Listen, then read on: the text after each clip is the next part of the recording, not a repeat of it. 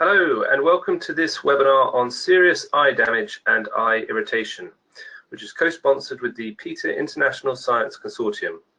This is the last of 3 live webinars that we are hosting together in this series and that started in mid-January. I'm Andrew Turley from Chemical Watch and I'll be moderating the event. Introducing the speakers today will be Dr. Gilly Stoddard, Director of the PETA International Science Consortium. Before I hand over to her, I will run through the format of today's webinar. Today we have 2 speakers who will each present for about 25 minutes. Then we'll go into a 20-minute Q&A session. Delegates can ask questions during the webinar by using the questions box on their screens. Send your questions as early as possible in the webinar, as I can then forward them to the speakers in good time. In addition to answering questions in the Q&A session, we'll provide a Q&A document after the end of the webinar. If you experience any technical problems during the webinar, you can also use the question box to send a query to my colleague Jacob, who should be able to assist.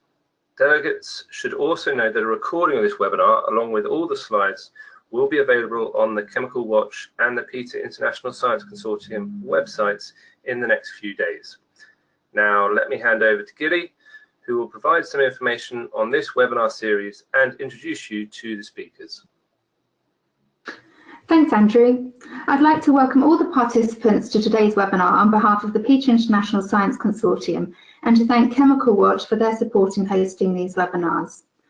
The PETA International Science Consortium promotes reliable and relevant regulatory testing approaches that protect human health and the environment while eliminating the use of animals. This series updates the popular 2014 to 2015 webinar series. It includes both live and recorded webinars and reflects the significant progress in the use and acceptance of non-animal methods that has occurred over recent years. There are provisions within REACH to minimise animal testing, and for Annexes 7 and 8 in particular, there are excellent alternative methods that can be used to meet REACH data requirements. It is with this in mind that the Science Consortium has made minimising animal testing for REACH requirements a high priority.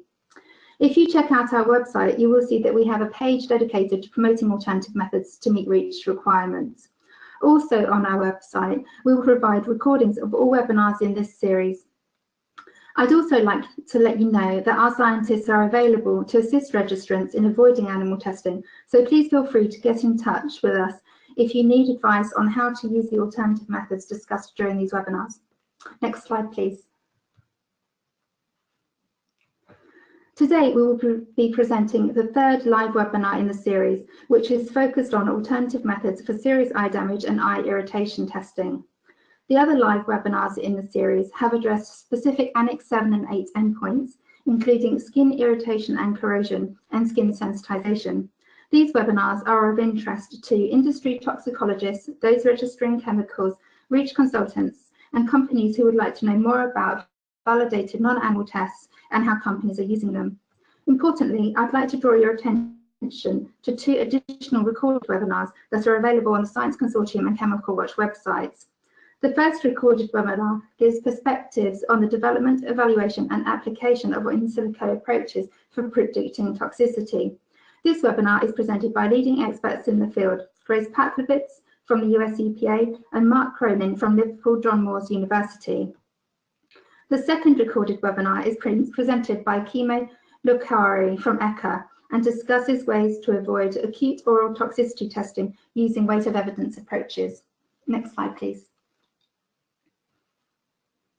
I'll now introduce our speakers so they can present what I know will be a very informative presentation. Our speakers are Drs Kim Norman and Els Adriaens. Dr. Norman is a senior scientist at Burt's Bees, focusing on the regulatory compliance of cosmetics and personal care products. Dr. Adriaens is an independent consultant at Adriaens Consulting in the area of setting up, analysing and reporting on in vitro validation studies for eye and skin irritation and sensitization, as well as clinical post-marketing studies. During the webinar, Drs Norman and Adriaens will first discuss the drivers of in vivo classification for serious eye damage and eye irritation in order to specify the requirements for achieving full replacement of the animal test. They will then describe available in vitro methods and the ways in which they can be used alone or in combination in various testing strategies, such as top-down and bottom-up approaches.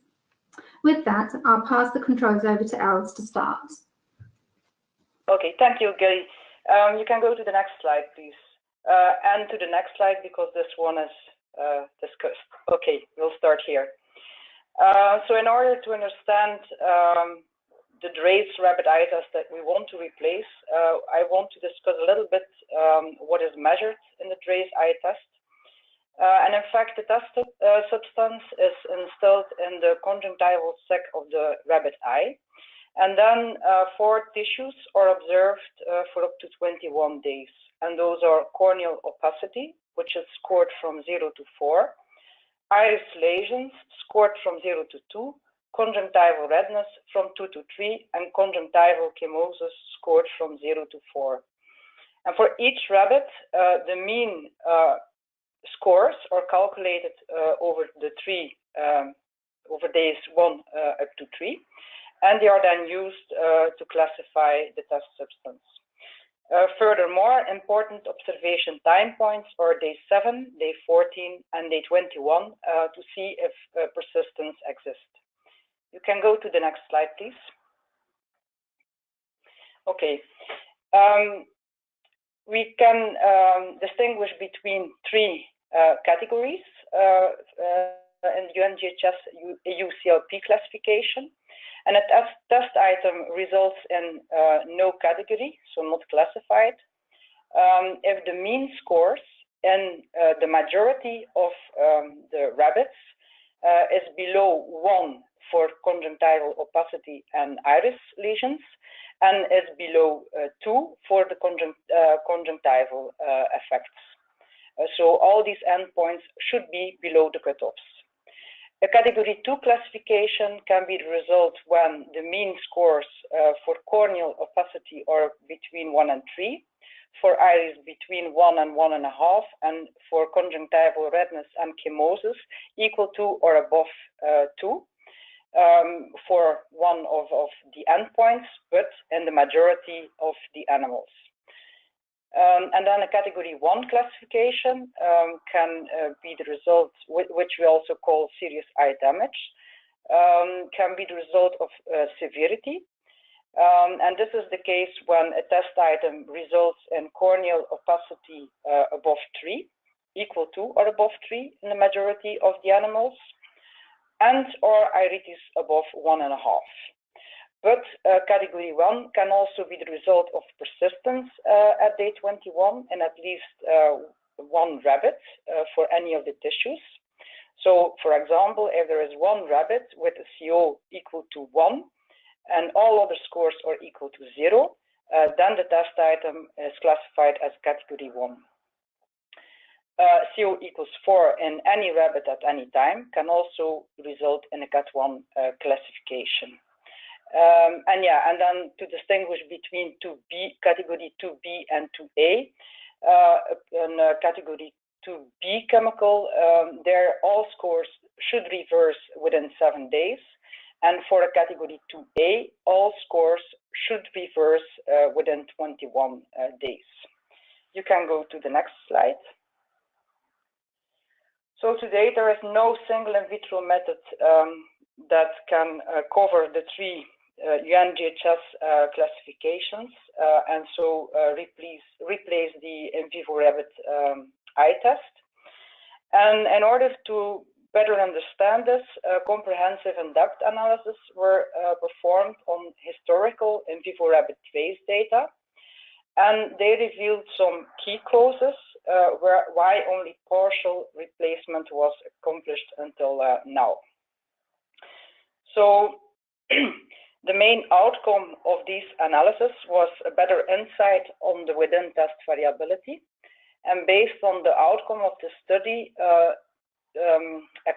target values were proposed for false negatives and false positive rates for the alternative methods.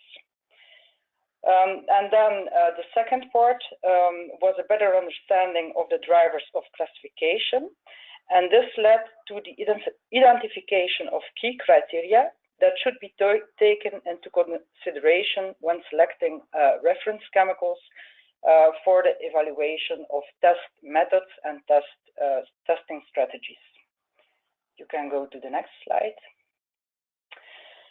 All these analyses are published, and the first paper here discusses the importance of the in vivo endpoints that drive classification, and also this is a more in-depth analysis on the within test variability in the Draize test. You can go to the next slide. The second paper is really an in-depth analysis of the drivers of classification.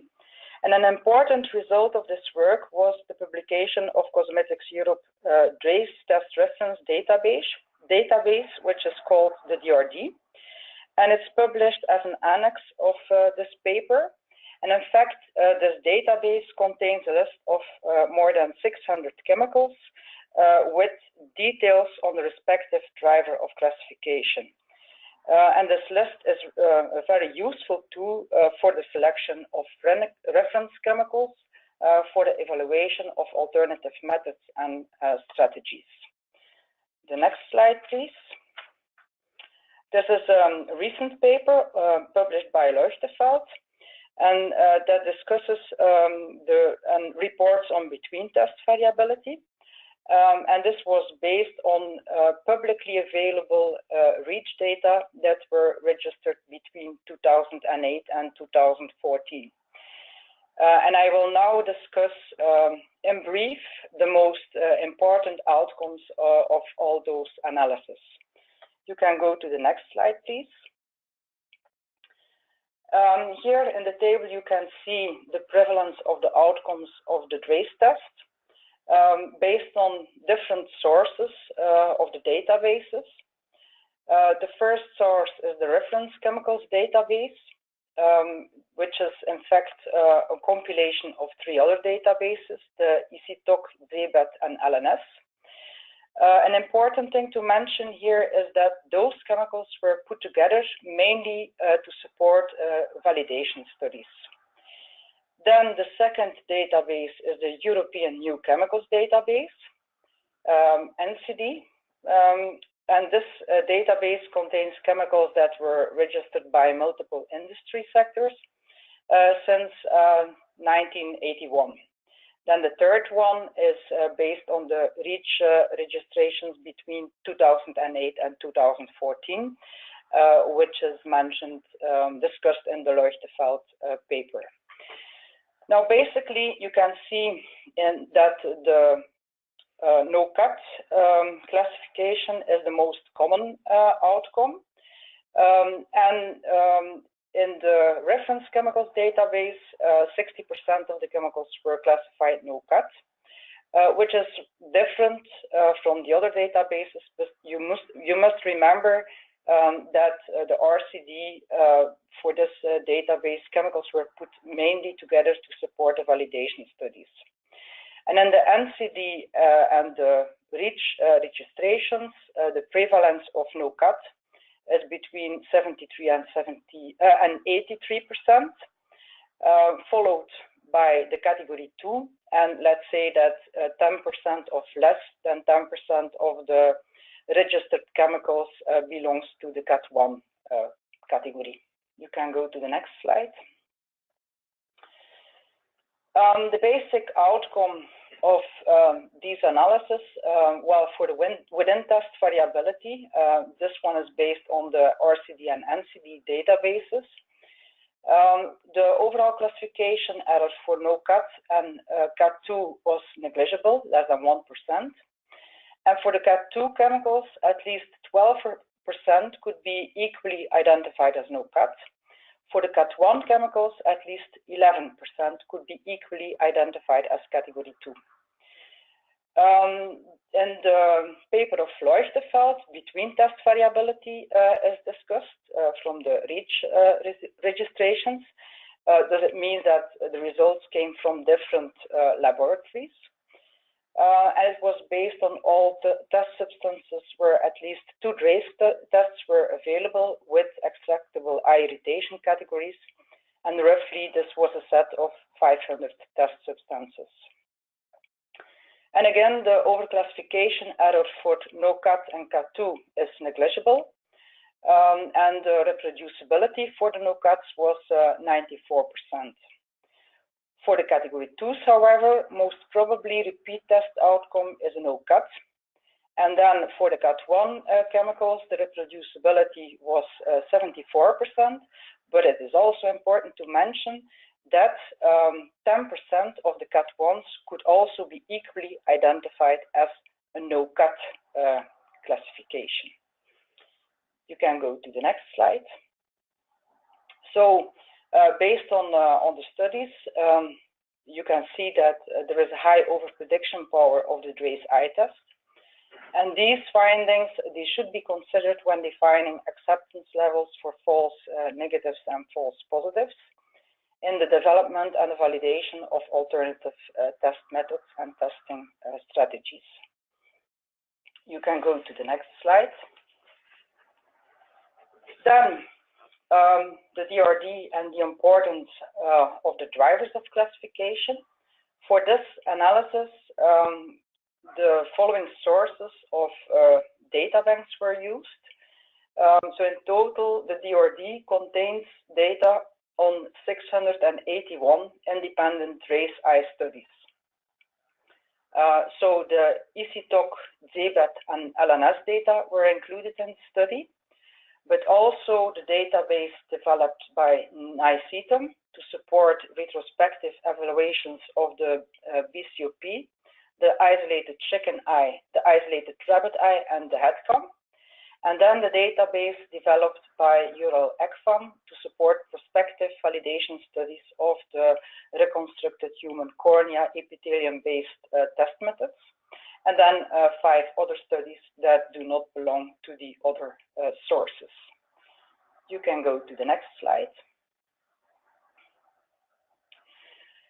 In this table, you can see the distribution of the in vivo studies, so of the 681 studies in the DRD, according to their UN GHS, EU CLP classification, and the main effect that is driving the classification.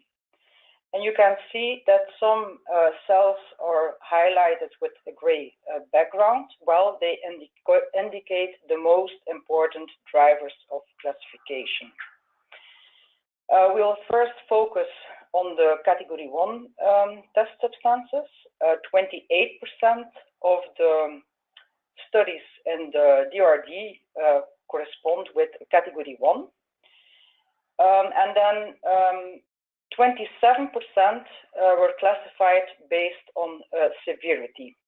So it's severity over the first 3 days in at least 60% of the animals. About almost half of the test items were classified based on persistence on day 21. So it's persistence in at least 1 animal. And then the remaining 20% were classified based on severe CO. So it's CO equal to 0 in at least 1 animal.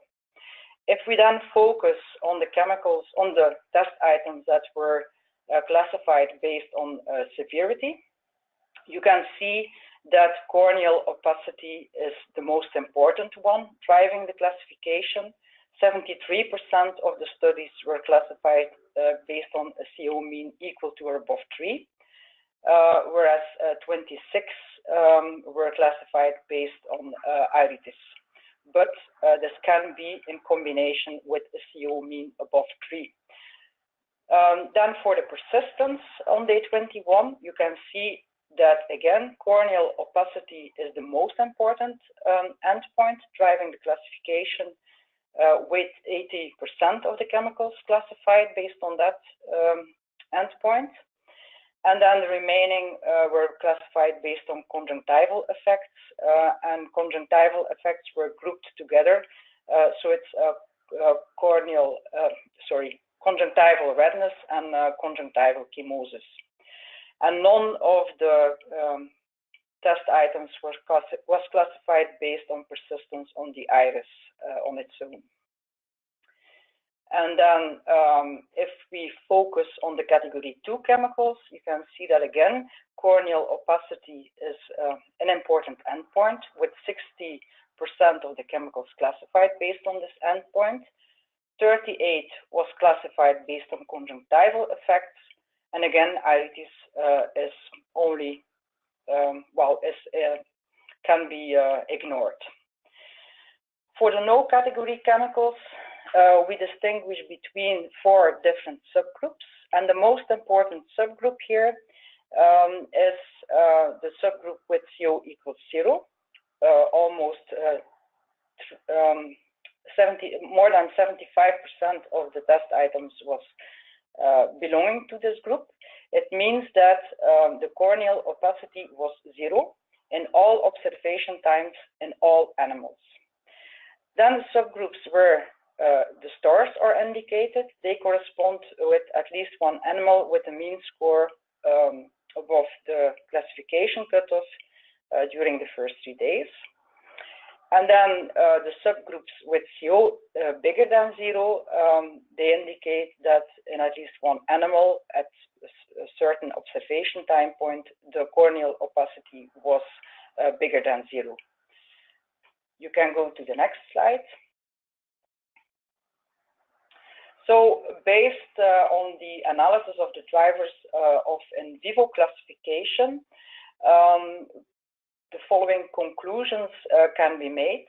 And the conclusions were based both on the DRD paper, but also on the European New Chemicals Database. So in general, Iritis is rarely driving the classification on its own. Therefore, there is no need to address Iritis in an in vitro test method. For the category 2 chemicals, 54 up to 75% of the chemicals were classified based on corneal opacity. And for conjunctival redness, this was 78 up to 81%. And it is important to mention here that 23 up to 41% of the studies were classified based on conjunctival redness in absence of corneal opacity. So it means that we need methods that can address conjunctival redness. Conjunctival chemosis is less important since it rarely drives classification on its own. Then for the category 1 chemicals, it was concluded that between 50 to 70% of the chemicals were classified based on persistence without severity. So it means that there was persistence on day 21, but there was no severe corneal opacity over the first 3 days. And the persistence, well, it was persistence of corneal opacity in the majority of the cases, and more than 80%. And the remaining 28 up to 36% of the chemicals was classified based on severity of effects. And this was mostly severity of corneal opacity. So based on these findings, it is obvious that we need methods that can address persistence of effects. You can go to the next slide. Yeah, and this is the point where I will hand over back to Dr. Kim Norman, who will proceed with the presentation for now. Thank you, Els, for that great introduction on the in vivo test and the importance of the drivers of classification. I will now discuss the use of non-animal based, or commonly called in vitro methods under REACH, and give an overview of those methods with advanced regulatory status for assessing eye irritation and serious eye damage. To start, I will briefly discuss the REACH annexes and other relevant resources to consult before beginning any new testing. And here I have copied them just directly from the annexes. So starting here with this slide, The REACH Annexes VII and VIII define the information requirements for serious eye damage and eye irritation for substances manufactured or imported in the EU above 1 ton or 10 tons per year, respectively. As you can see, the in vitro methods are a standard information requirement under Annex VII and need to be performed to assess serious eye damage and irritation. In May 2016, the REACH annexes were updated, so now the in vivo study is no longer a standard requirement. Instead, the in vivo study is now an Annex VIII Column 2 adaptation and only is required if the in vitro studies are considered not applicable. The results contained from the studies are not adequate for classification and labeling. And then the Column 2 adaptations in Annex VII and VIII regarding when testing is not necessary should also be considered carefully. Next slide.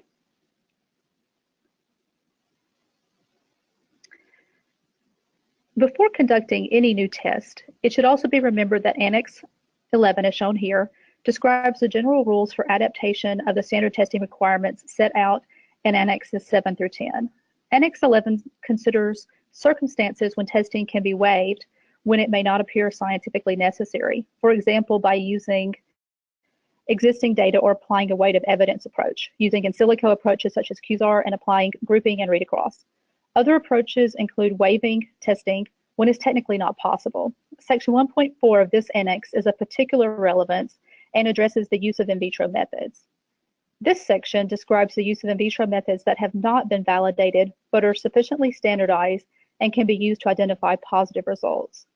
This may be of particular interest when using methods that have not been adopted by